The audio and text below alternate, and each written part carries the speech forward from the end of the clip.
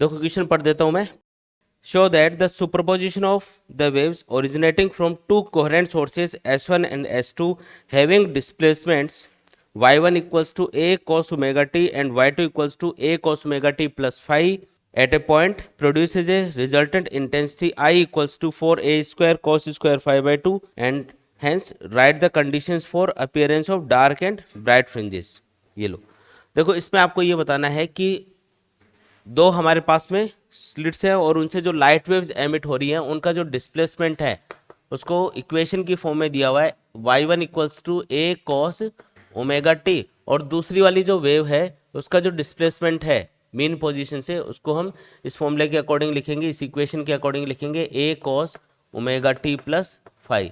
और हमको ये बोला गया है कि ये जब सुप्रीम पोज होंगी दोनों वेव्स तो इससे जो स्क्रीन के ऊपर आपको रिजल्टेंट इंटेंसिटी मिलेगी उसका फॉर्मूला होना चाहिए, क्या फॉर्मूला होगा 4a square cos square five by to.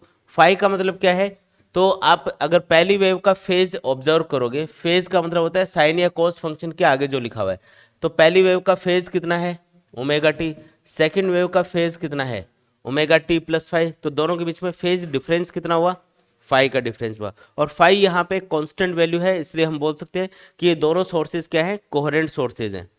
अच्छा, ओमेगा दोनों में सेम लिया है अपन ने, ओमेगा मतलब एंगुलर फ्रीक्वेंसी, अगर एंगुलर फ्रीक्वेंसी ओमेगा सेम है तो फ्रीक्वेंसी भी सेम होगी। इसका मतलब ये दोनों सोर्सेज से, इन दोनों सोर्सेज से जो लाइट वेव्स एमिट हो रही है उनकी फ्रीक्वेंसी सेम है, ओमेगा सेम हो गया ना।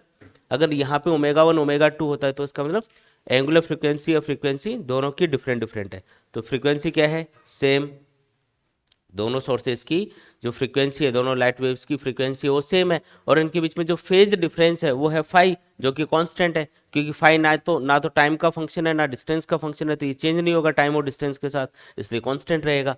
तो ये दोनों कोहेरेंट सोर्सेज से आने वाली लाइट वेव्स है, तो अगर ये ऐड होती हैं किसी भी जगह पे किसी भी रीजन में तो ये इंटरफेरेंस प्रोड्यूस करेंगे, मतलब इंटरफेरेंस पैटर्न बनेगा इससे। तो आपको पूछा है कि इससे जो इंटेंसिटी बनेगी वो I equals to 4a square cos square five by two होनी चाहिए, ऐसा प्रूव करो। ठीक है, तो हम इन दोनों को ऐड करेंगे। अच्छा, पहले ये बताओ कि इंटेंसिटी का फॉर्मूला क्या होता है, intensity is equals to amplitude square. तो पहली जो वेव है उसका एम्पलीट्यूड कितना है, तो एम्पलीट्यूड देखो कोस फंक्शन के आगे लिखा हुआ है ए, तो इसकी इंटेंसिटी कितनी होगी, इंटेंसिटी होगी I equals to A square, I1 बोल देता हूँ इसको, I1 मतलब फर्स्ट वेव की इंटेंसिटी। सेकंड वेव का एम्पलीट्यूड भी ए है, इसका मतलब इसकी इंटेंसिटी भी कितनी होगी ए स्क्वायर होगी। ठीक है, बराबर है, दोनों की इंटेंसिटी बराबर है। कंडीशन होती है ना कि दोनों सोर्सेज से आने वाली लाइट की इंटेंसिटी सेम होनी चाहिए ताकि आपको प्रॉपर ब्राइटनेस या डार्कनेस दिखाई दे। ठीक है, ब्राइटनेस में तो दिक्कत नहीं होती, डार्कनेस में दिक्कत होती है अगर इंटेंसिटी अलग अलग होती है तो, क्योंकि प्रॉपरली फिर दोनों लाइट वेव्स एक दूसरे को कैंसिल नहीं कर पाती, और उस कंडीशन में स्क्रीन के ऊपर जहाँ पे आपको डार्कनेस मिलनी चाहिए वहाँ पे थोड़ी बहुत ब्राइटनेस मिलती है, तो वो हम नहीं चाहते। हम चाहते हैं कि कंप्लीट डार्कनेस होनी चाहिए, जहाँ पे डिस्ट्रक्टिव सुपरपोजिशन हो वहाँ पे कंप्लीटली दोनों वेव्स एक दूसरे को कैंसिल करें। तो ये दोनों लाइट वेव जब ऐड होंगी तो इससे जो नई वेव बनेगी उसका डिस्प्लेसमेंट होगा y equals to y one plus y two. तो मैं इन दोनों की वैल्यूज y1 और y2 की वैल्यूज पुट कर रहा हूँ। ये y1 है यहाँ पे a cos ओमेगा टी, और y2 कितना है a cos omega t plus five. अच्छा, cos a प्लस बी का फॉर्मूला याद है क्या आपको, cos a प्लस बी का फॉर्मूला याद है, cos a प्लस बी होता है cos a cos b minus sine a sine b। तो यहाँ पे मैं इसको ओपन करके लिखूंगा a cos ओमेगा टी, ये तो एज इट इज आ गया। cos a प्लस बी का फॉर्मूला लगाऊंगा तो ये बनेगा a इंटू cos a, यानी a की जगह तो ओमेगा टी है, b की जगह फाई है, cos phi minus sine a sine phi, यानी समझ में आया क्या, ये आ गया। और उसके बाद में इनको a को अंदर मल्टीप्लाई कर दो, a को क्या करना है अंदर मल्टीप्लाई करना है, तो y इक्वल्स टू हम लिखेंगे a cos omega t plus a cos omega t cos five minus, और ये क्या आएगा a sign omega t sine five. समझ में आए, यहाँ पे आप क्या देख रहे हो, ये a cos ओमेगा टी है, यहाँ पे भी a cos ओमेगा टी है, कॉमन ले सकते हो, तो ये बन जाएगा a cos ओमेगा टी, इसकी जगह तो आएगा 1 और इसकी जगह क्या आएगा cos फाइव। ठीक है, और यहाँ पे एज इट इज लिख दो ये a sign omega t sine five आ गया। ठीक है, अब एक चीज बताओ, यहाँ पे a क्या है एम्पलीट्यूड ऑफ द वेव, इन दोनों का सेम ही लिया एम्पलीट्यूड, तो एम्पलीट्यूड दोनों का कितना है, ए और ए है, तो ए यहाँ पे कांस्टेंट है। एम्पलीट्यूड क्या होता है, मेन पोजीशन से वेव का जो मैक्सिमम डिस्प्लेसमेंट होता है उसको हम बोलते हैं एम्पलीट्यूड, तो वो तो हर बार सेम ही रहेगा, कोई भी वेव उसके लिए मैक्सिमम तो उतना ही हाइट तक जाएगी, इसका मतलब एम्पलीट्यूड कांस्टेंट है। ए कांस्टेंट है, वन कांस्टेंट है, और cos फाइव भी कांस्टेंट हुआ क्योंकि फाइव एक कांस्टेंट वैल्यू होती है, इसका मतलब ए वन और cos फाइव ये सब कांस्टेंट है। और इधर आप क्या देख रहे हो, ए और sin फाइव ये कांस्टेंट है। अब इक्वेशन तो आ गई अपने पास, लेकिन इसको सिंप्लीफाई करने के लिए मैं कुछ चीज़ें एज्यूम कर रहा हूँ। मैंने मान लिया कि ये जो कांस्टेंट्स है a into one plus cos five, A into one plus cos five, ये a cos थीटा के बराबर है, ऐसा एज्यूम कर रहा हूँ मैं एक बार। इसका रीज़न आपको बाद में पता चलेगा जब कैलकुलेशन थोड़ी सिंपल हो जाएगी। हमने मान लिया कि ये a into one plus cos five है, इसको मैंने क्या लिख दिया कि ये a cos थीटा के बराबर है। और इसी तरीके से ये जो a sin फाइव है, इसको मैंने क्या लिख दिया कि ये किसके बराबर है, a sin थीटा। आपने देखा यहाँ पे cos फाइव था तो मैंने cos थीटा यूज़ किया है, और sin फाइव है इसलिए sin थीटा यूज़ किया है, सेम टाइप का फंक्शन मैंने यूज़ किया है, तो ऐसा मैंने एज्यूम कर लिया। तो ये दो इक्वेशन मैं यहाँ पे एज्यूम कर रहा हूँ, दो चीज़ें मैं एज्यूम कर रहा हूँ कि a into one plus cos five बराबर होगा a cos थीटा के, और a sin फाइव किसके बराबर होगा, a sin थीटा की। ठीक है, अब ये दोनों वैल्यूज़ में मतलब इसकी जगह ये और इसकी जगह आपको ये इस इक्वेशन में पुट करना है, तो ये इक्वेशन क्या बनेगी फिर, y इक्वल्स टू, यहाँ पे देखो a cos थीटा लिखना है, a into one plus cos five की जगह a cos थीटा, तो ये बनेगा a cos omega t into cos theta minus, और फिर यहाँ पे a साइन फाइव की जगह a साइन थीटा पुट करना है, तो ये क्या बनेगा a sine omega t into sine theta. अच्छा ये फॉर्मूला देख के बताओ क्या बन गया, ये a तो कॉमन ले सकते हो, फिर ब्रैकेट में क्या आएगा, cos omega t cos theta minus sign omega t sine theta, जो कि cos omega t plus theta का फॉर्मूला है। इसका मतलब y इक्वल्स टू लिखा जाएगा a cos omega t plus theta. देखो इक्वेशन सिंप्लीफाई हुई ना, ये इक्वेशन जो ऐसी थी इसको हम सिंपल करके लिख पाए, इसलिए इसको ऐसे लिखा है अपन ने। अब यहाँ पे जो रिजल्टेंट वेव है मैं पूछूँ उसका एम्पलीट्यूड कितना है, एम्पलीट्यूड कहाँ लिखा हुआ है, कॉस फंक्शन के आगे लिखा हुआ है, कितना लिखा हुआ है, ए लिखा हुआ है, इसका मतलब रिजल्टेंट वेव का एम्पलीट्यूड क्या होगा, ए होगा, और उसका फेज कितना होगा, omega t plus theta. Phase से हमको कोई ज़्यादा मतलब नहीं है, अभी हमें इंटेंसिटी कैलकुलेट करनी है, और इंटेंसिटी पता चलेगी एम्पलीट्यूड से, तो एम्पलीट्यूड कैलकुलेट करना है, ए कितना है। तो ये जो हमने एज्यूम किया था यहाँ पे, ये जो दो चीज़ें हमने एज्यूम करी हैं कि A into one plus cos five की जगह क्या लिखा था, A cos theta, A sine five की जगह ए साइन थीटा लिखा था, तो इन दोनों इक्वेशन को सॉल्व करना है और ए फाइंड करना है। देखो मैं एक काम कर सकता हूँ, इन दोनों इक्वेशंस को स्क्वायर करके ऐड कर लूंगा, तो इधर बनेगा ए स्क्वायर कॉस स्क्वायर थीटा, ये बनेगा ए स्क्वायर साइन स्क्वायर थीटा, ए स्क्वायर कॉमन लोगे तो ब्रैकेट में क्या आएगा, sine square theta plus cos square theta जो कि 1 होता है, तो ए स्क्वायर की वैल्यू आ जाएगी ना इससे, फाइव और ए इनके टर्म्स में, इसलिए मुझे इक्वेशन 1 और 2 को स्क्वायर करके ऐड करना है। भाई इक्वेशन 1 स्क्वायर प्लस 2 स्क्वायर है ना, मुझे क्या मिलेगा, तो इन दोनों को स्क्वायर करके ऐड कर रहा हूँ, तो यहाँ पे आएगा ए स्क्वायर, इसका स्क्वायर कर दो 1 plus cos five whole square plus उसका स्क्वायर क्या होगा उधर, A square sine square five equal to क्या लिखेंगे, सिर्फ ए स्क्वायर लिख दूं क्या, क्योंकि जो ब्रैकेट आएगा ना उसके अंदर आएगा cos square theta plus sine square theta, square करके ऐड कर रहे हो इसलिए वो 1 बनेगा, तो सीधा ए स्क्वायर लिख दिया। अब इसको ओपन करेंगे, ये जो 1 प्लस कोस फाइव स्क्वायर है ना, ए स्क्वायर को मैं इधर लिख देता हूँ, ठीक है, तो ये बना ए स्क्वायर, इसको ओपन करो,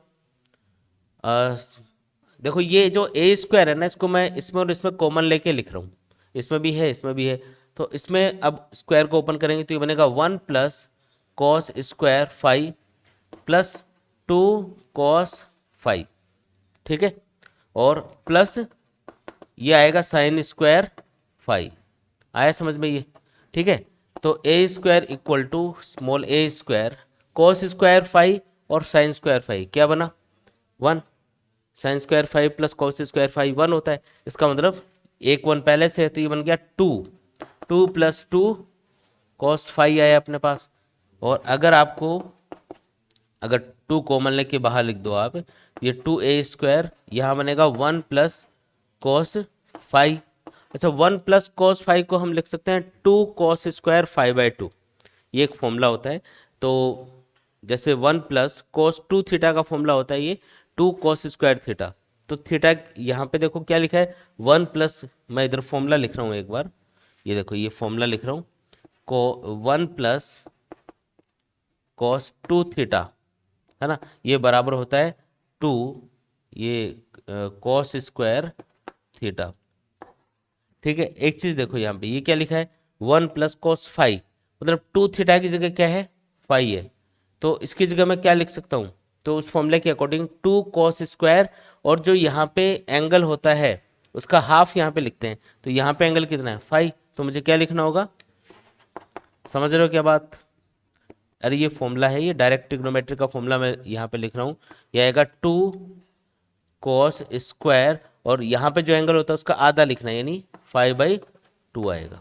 जैसे वहाँ पे देख रहे हो यहाँ पे 2 थीटा लिखा है तो यहाँ पे थीटा आया, तो वैसे ठीक है। तो ये फॉर्मूला एक याद करना है अपन को, ठीक है।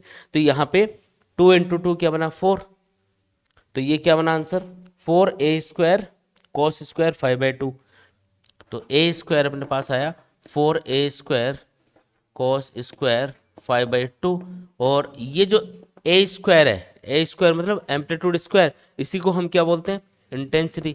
तो इंटेंसिटी का फॉर्मूला क्या आ गया अपने पास 4a² कॉस स्क्वायर 5/2।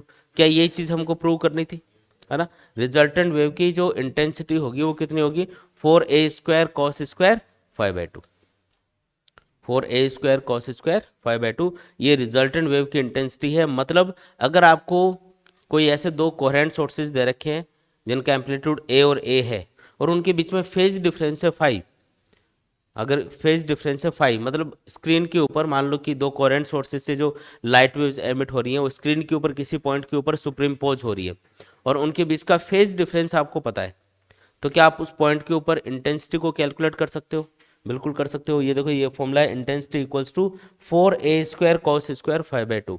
लेकिन याद रखना ये फॉर्मूला कब आया, जब हमने दोनों सोर्सेज की एम्पलीट्यूड की वैल्यू सेम ले रखी है। यहाँ पे ये a1 और ये a2 होता तो फॉर्मूला थोड़ा सा डिफरेंट आता, मैं वो भी आपको बताता हूँ।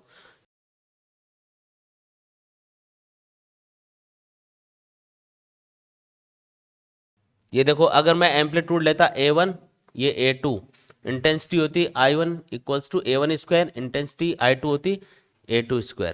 ठीक है, तो उस कंडीशन में रिजल्टेंट जो एम्पलीट्यूड आता ना वो अलग आता। अगर ये a1 है ये a2 है और आप इसी तरीके से पूरे डेरिवेशन को सॉल्व करते, सेम प्रोसीजर है, अगर आपको एम्पलीट्यूड अलग अलग दे रखे हों और आप इसी तरीके से इस पूरे डेरिवेशन को सॉल्व करते तो रिजल्टेंट जो एम्पलीट्यूड आता उसका स्क्वायर होता a1² plus a2² plus 2a1 a2 cos 5, फिर ये फॉर्मूला बनता। यहाँ पे तो क्या है a और a दोनों का एम्पलीट्यूड सेम था इसलिए वो कहीं पे ऐड हो गया कहीं पे क्या हो गया, लेकिन अगर वो अलग अलग होता तो इस टाइप का सा फॉर्मूला बनता है। यही फॉर्मूला है ना, ये वाला जो a² का फॉर्मूला ये बना है वो ये बनता फिर। ठीक है, ये फॉर्मूला बनता है उस कंडीशन में।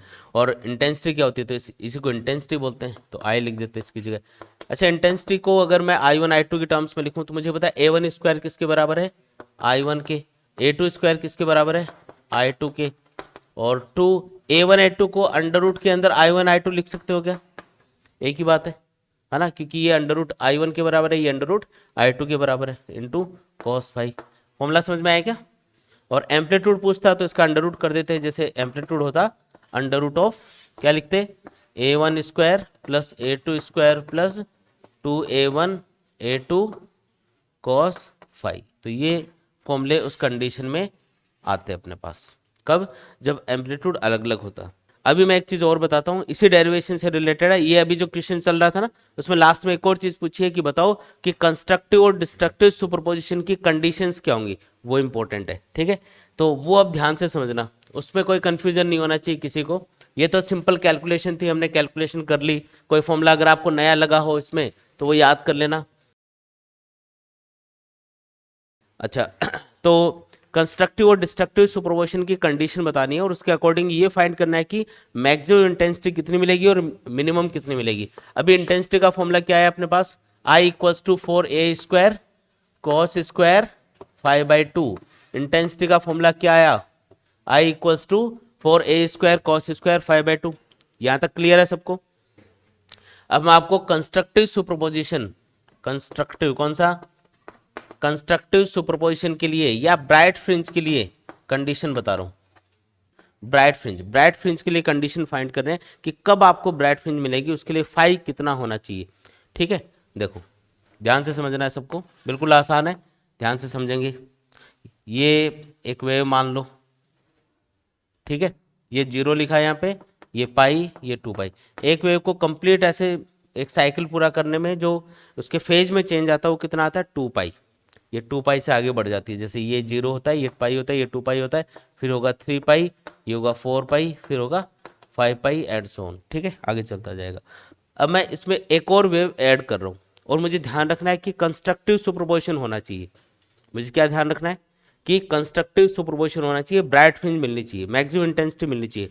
तो उसके लिए ज़रूरी है कि दोनों वेव्स इस तरीके से सुप्रीमपोज हों कि उनके ट्रफ से ट्रफ और क्रस्ट से क्रस्ट आपस में ऐड हों।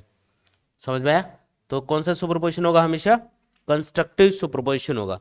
तो इसके लिए बताओ कि दोनों वेव्स के बीच में फेज डिफरेंस कितना है। पहली वेव यहां से स्टार्ट हुई, दूसरी वेव भी यहीं से स्टार्ट हो रही है, कितने एंगल का डिफरेंस है, 0। एक ही पॉइंट से स्टार्ट होगी ना, तो 0 फेज डिफरेंस है। ठीक है, अच्छा दूसरी कंडीशन कि अगर मैं पूछूं कि कितनी डिस्टेंस ये आगे पीछे है, तो ये एक ही पॉइंट से स्टार्ट हो रही है, इसलिए इनके बीच का पाथ डिफरेंस अगर कैलकुलेट किया जाए तो वो भी कितना आएगा, 0। क्योंकि अगर एक ही पॉइंट से स्टार्ट हो रही है दोनों वेव्स और दोनों की फ्रीक्वेंसी सेम है, वेवलेंथ सेम है, तो हमेशा वो कंस्ट्रक्टिव सुपरपोजिशन करेंगी आगे। तो उनके बीच का पाथ डिफरेंस भी 0 है। पाथ डिफरेंस का मतलब कितना डिस्टेंस से वो आगे पीछे है, तो एक ही पॉइंट से स्टार्ट हो गई दोनों, तो पाथ डिफरेंस भी नहीं है और फेज डिफरेंस भी नहीं है। तो ये पहली कंडीशन आ गई जब कंस्ट्रक्टिव सुपरपोजिशन होगा, मतलब दो वेव्स के बीच में कंस्ट्रक्टिव सुपरपोजिशन की पहली कंडीशन क्या है कि उनके बीच का पाथ डिफरेंस 0 हो सकता है या फेज डिफरेंस 0 हो सकता है। दूसरी कंडीशन देखो, कोई जरूरी नहीं है ये वाली वेव यहां से स्टार्ट हो, ये सेकेंड वेव यहां से स्टार्ट हो सकती है।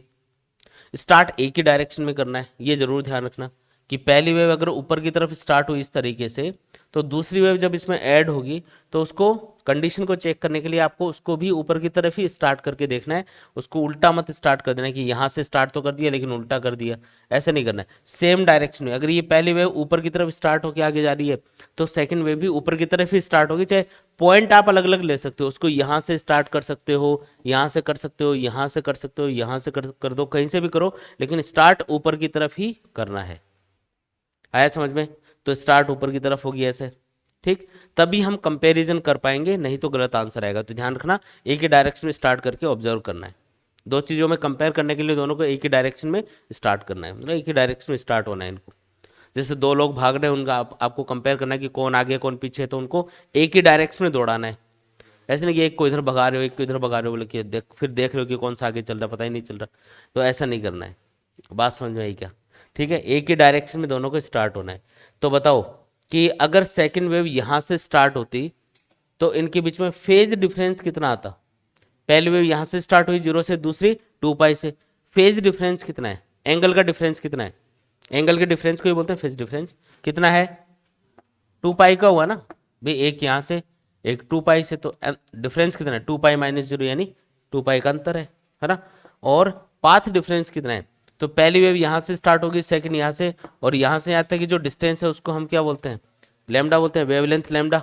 तो लैम्डा अगर पाथ डिफरेंस है या 2 पाई का फेज डिफरेंस है, तो कौन सा सुपरपोजिशन होगा, हमेशा कंस्ट्रक्टिव सुपरपोजिशन होगा। बात समझ में आ रही है क्या? तो दो वेव्स के बीच में 0 फेज डिफरेंस हो सकता है, 2 पाई फेज डिफरेंस हो सकता है। अच्छा अगला फेज डिफरेंस क्या होगा, अंदाजा लगा सकते हो? दूसरी वेव अगर यहां से स्टार्ट होती, यहां से स्टार्ट होगी तब तो उल्टा स्टार्ट हो जाएगी, तो डिस्ट्रक्टिव हो जाएगा, फिर यहां से नहीं करना है, यहां से होगी सीधी। फिर 4 पाई से अगर मतलब पहली वेव जा रही थी और आगे उसमें जाके 4 पाई पे दूसरी वेव और ऐड हो गई, तो कौन सा सुपरपोजिशन होगा आगे, कंस्ट्रक्टिव। तो आपको 4 पाई पे अगेन कंस्ट्रक्टिव सुपरपोजिशन मिलेगा। मतलब दो वेव्स के बीच में अगर फेज डिफरेंस 0 है, 2 पाई है, 4 पाई है, 6 पाई होगा एंड सो ऑन। इसको 2n पाई भी लिख सकते हो शॉर्ट में, मतलब इसका एक फॉर्मूला बना दिया अपन ने कि जब जब 2n पाई का फेज डिफरेंस होगा, n की वैल्यू 0 1 2 3 ऐसे लेंगे अपन, और हमेशा उस टाइम पे क्या होगा, n की वैल्यू कितनी लेनी है, 0 1 2 3 एंड सो ऑन। हमेशा क्या मिलेगा, कंस्ट्रक्टिव सुपरपोजिशन। और पाथ डिफरेंस के लिए ऐसा ही क्या लिख सकते हो, जब 2 पाई का नहीं 4 पाई का फेज डिफरेंस होगा तो पाथ डिफरेंस कितना होगा, तो ये लैम्डा है, ये भी लैम्डा होगा, तो 2 लैम्डा हुआ ना ये। ऐसे जब 6 पाई का फेज डिफरेंस होगा तो पाथ डिफरेंस कितने का क्रिएट होगा, 3 लैम्डा एंड सो ऑन, ऐसे चलता जाएगा। तो इसको क्या लिख सकते हो फॉर्मूले की टर्म्स में, एन लैम्डा लिख सकते हो, है ना। एन की वैल्यू 0 1 2 3 रख के देखो ये कंडीशन आ जाएंगी। समझ में आया क्या। तो अब याद क्या रखना है, सीधा याद रखना है, ये डायग्राम तो इसलिए बताया समझाने के लिए कि जब भी दो लाइट वेव्स के बीच में कंस्ट्रक्टिव सुपरपोजिशन होगा तो उसके लिए नेसेसरी कंडीशन है कि उनके बीच में जो फेज डिफरेंस है वो 2n पाई हो और पाथ डिफरेंस n लैम्डा हो। n की वैल्यू क्या हो सकती है, 0, कोई इंटीजर वैल्यू हो सकती है, 0 1 2 3 ऐसे। आया समझ में ये, ठीक है। तो ये किसकी कंडीशन आ गई, कंस्ट्रक्टिव सुपरपोजिशन की। ऐसे अब डिस्ट्रक्टिव के लिए समझो, कौन सा सुपरपोजिशन, और डिस्ट्रक्टिव सुपरपोजिशन होता है तो कौन सी फ्रिंज मिलती है, डार्क फ्रिंज मिलेगी, ठीक है। तो डार्क फ्रिंज की कंडीशन फाइंड कर रहे हैं, उसी तरीके से वापस चेक करना है। ये देखो, ये मान लो फर्स्ट वेव, ठीक है, 0 पाई 2 पाई 3 पाई 4 पाई 5 पाई 6 पाई एंड सो ऑन, ठीक है, ये आगे चलती जा रही है। अब सेकंड वेव इसमें ऐड करनी है। सेकंड वेव, अच्छा सेकंड वेव मैं इस तरीके से इसमें ऐड करूंगा कि वो आपस में कैंसिल हो, क्योंकि मुझे किसकी कंडीशन निकालनी है, डार्क फ्रिंज की या डिस्ट्रक्टिव सुपरपोजिशन की। क्या उसको यहां से स्टार्ट कर दूं सेकंड वेव को, कंस्ट्रक्टिव हो जाएगा ना फिर तो। यहां से नहीं करना है, यहां से करना है। कम से कम जो फेज डिफरेंस है वो कितना आएगा, पाई का। ये देखो आगे कौन सा सुपरपोजिशन होता जा रहा है, डिस्ट्रक्टिव, कैंसिल हो रही है ना, दोनों एक दूसरे के अपोजिट है, एक का क्रस्ट है तो दूसरे का ट्रफ है, आपस में कैंसिल, तो ये आगे तक कैंसिल हो जाएगी। इसका मतलब जो मिनिमम फेज डिफरेंस है वो कितना हो गया, पाई का हो गया। एक 0 से स्टार्ट हुई, एक पाई से, तो फेज डिफरेंस कितना कितना, पाई का, ठीक है। पाथ डिफरेंस कितना है, तो ये लैम्डा बाई 2 है क्या, ये डिस्टेंस कितनी है, लैम्डा बाई 2, तो पाथ डिफरेंस होगा लैम्डा बाई 2। अगली कंडीशन क्या हो सकती है, अगर मैं सेकंड वेव को 2 पाई से स्टार्ट करूंगा तब तो ये कंस्ट्रक्टिव हो जाएगा, तो 2 पाई नहीं होगा, फिर 3 पाई आएगा सीधा।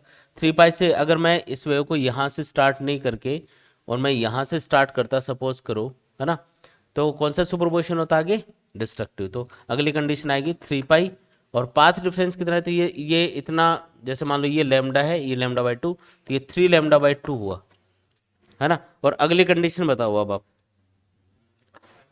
5 पाई आएगा ना, पाई का जब जब ओड मल्टीपल आएगा 1 3 5 7 ऐसे मल्टीपल आएगा तब हमेशा डिस्ट्रक्टिव। यहाँ पे 5 लैम्डा बाई 2 आ जाएगा, यहाँ पे 7 पाई, और यहाँ पे 7 लैम्डा बाई 2।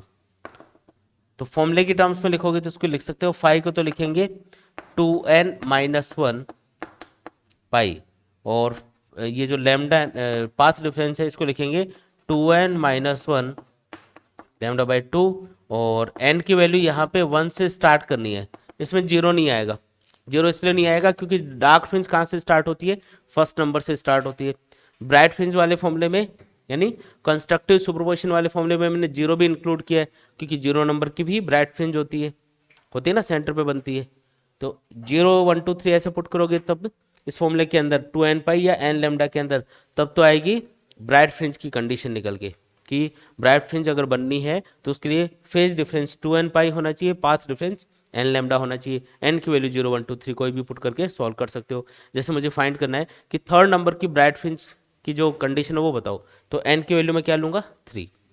फिफ्थ नंबर की ब्राइट फ्रिंज की कंडीशन बताओ, तो n की वैल्यू क्या लूंगा 5। कंडीशन समझ में आई, ये कंडीशंस हो गई, ठीक है। कंडीशन क्या है कि फेज डिफरेंस कितना होगा 2n माइनस 1 इंटू पाई, और पाथ डिफरेंस कितना होगा 2n minus 1 into lambda by 2।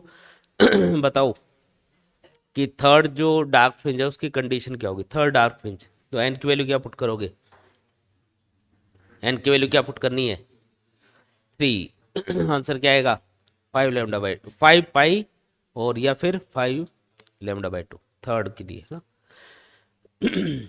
अरे सॉल्व कर लोगे ना ऐसे, ठीक है।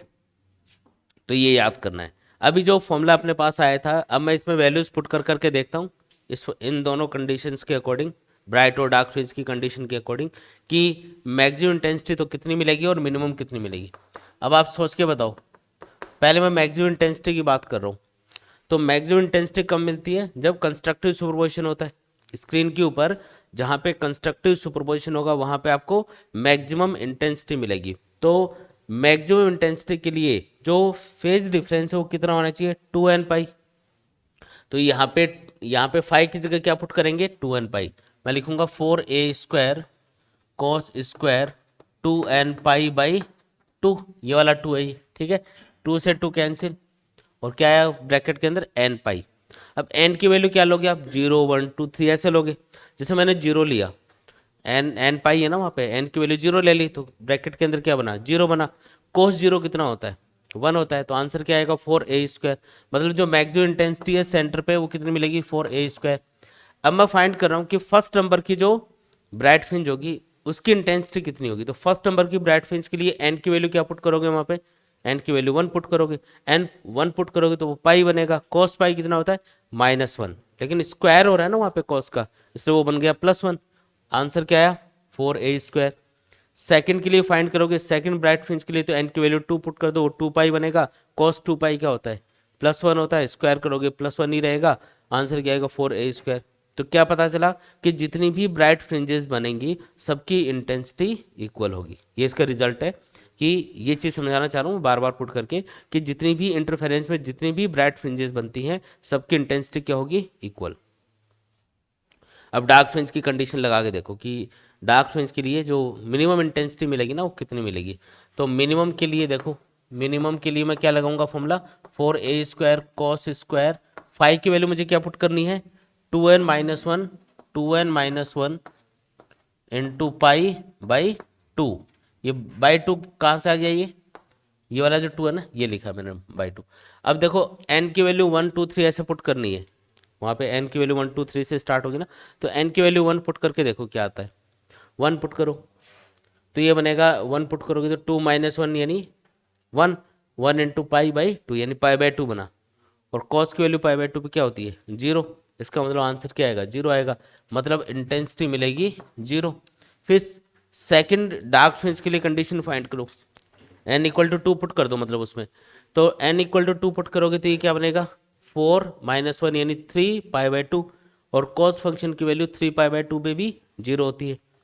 जब भी pi by 2, 3 pi by 2, 5 pi by 2, 7 pi by 2 इन पे चेक करोगे आंसर हमेशा मतलब 0 ही बनेगा, क्योंकि कॉस पाई बाई 2 पे भी 0 होता है, 3 पाई बाई 2 पे भी 0 होता है।